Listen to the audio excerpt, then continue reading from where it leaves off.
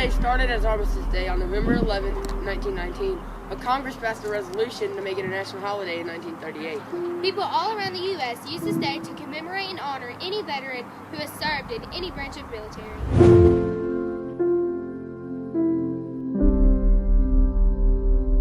Hi, it's Tyler here, and I'm here with Mr. John Baker, and I'm going to ask him a few questions.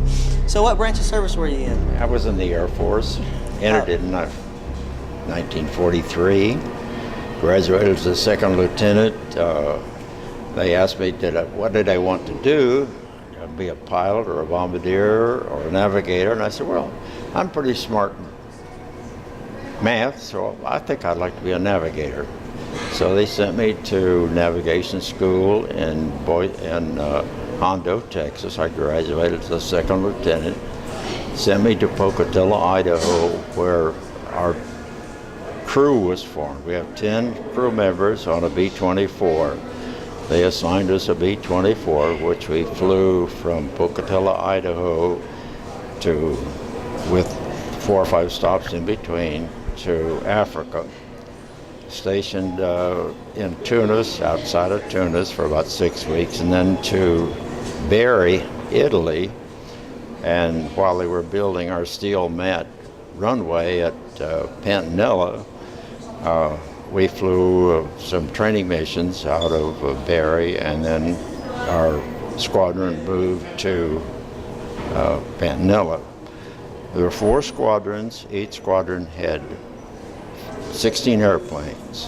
So we took 64 airplanes to Italy, and we started our first missions out of Pantanella. I don't remember what our first target was, but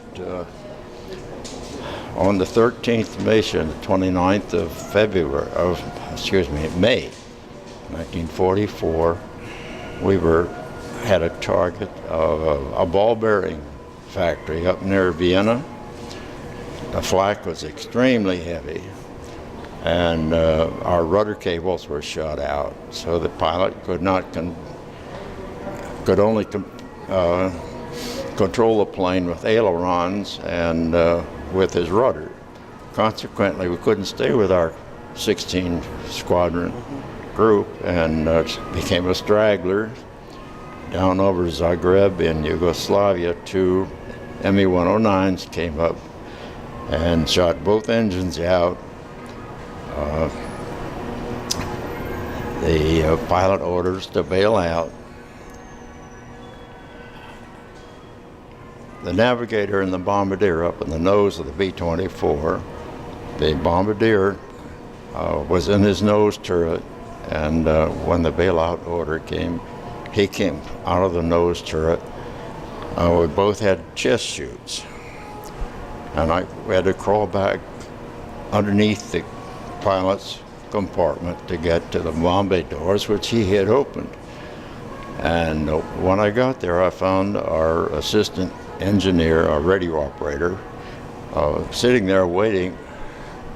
I said, well, bail out. And he said, I can't. I said, why not? Because I ain't got no right arm. He had been shot through the arm, and with a chest chute, you had to pull it with your right arm. So I said, oh, all right. I grabbed a chute, which was lying behind me, snapped it on him, said, jump. He said, I can't. You jump and I'll hold your ripcord, which he did. Parachute opened, and he landed safely. That's good. I jumped. They warned us that we might be strafed by enemy aircraft, German aircraft. So I free fell about halfway to the ground. We were 13,000 feet. Then opened my chute, floated down, landed in a little pasture field, started to roll up my chute. And there were some folks over in a nearby field motioned for me to come over, which I did. They turned out to be Yugoslav partisans. And at dusk, they took me down to their house, put me up in an attic, and before long I heard horses coming down the road. Obviously Germans looking for us.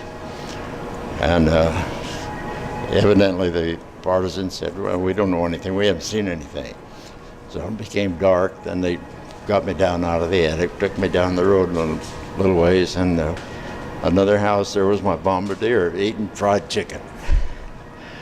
Anyway, we spent about 2 weeks in Yugoslavia in company of the partisans, and finally a C-47 came over one night, picked us all up, and took us back to Italy. Anyway, that's about 2.5 weeks in Yugoslavia.